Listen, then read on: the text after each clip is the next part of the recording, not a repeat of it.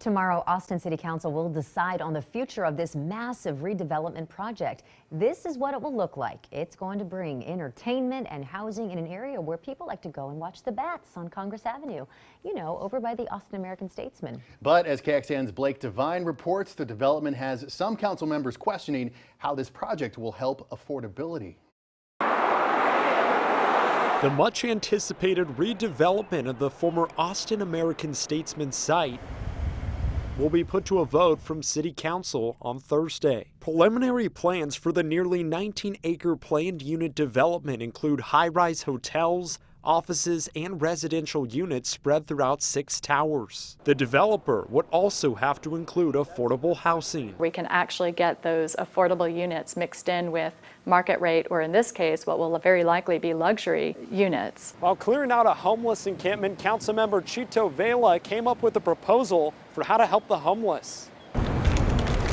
Are we going to provide shelter for 54 people 10 years down the road when those units are ready to go? Or are we going to take that $20 million and provide housing for potentially 200 people to get them off the streets? But Councilmember Kathy Tovo disagrees. I hope it's going to be fixed for tomorrow. She says requiring affordable housing is much more important. It's much cheaper usually to pay a fee in lieu of creating those units there on site. Council previously put in place a goal of having 20% of new housing in the South Central waterfront be affordable. The only way we're going to get there is by making sure that there is affordable housing in each and every one of those developments.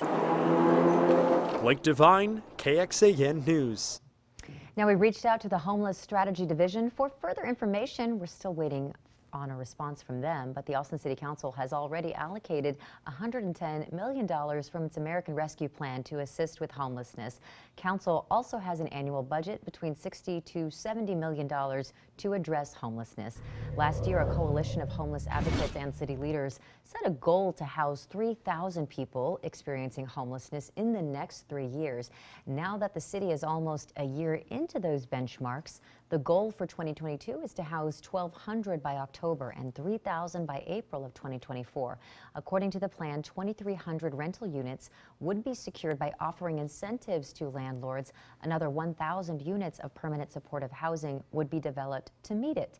The report estimates operating expenses of $240 million and capital expenses of $275 million.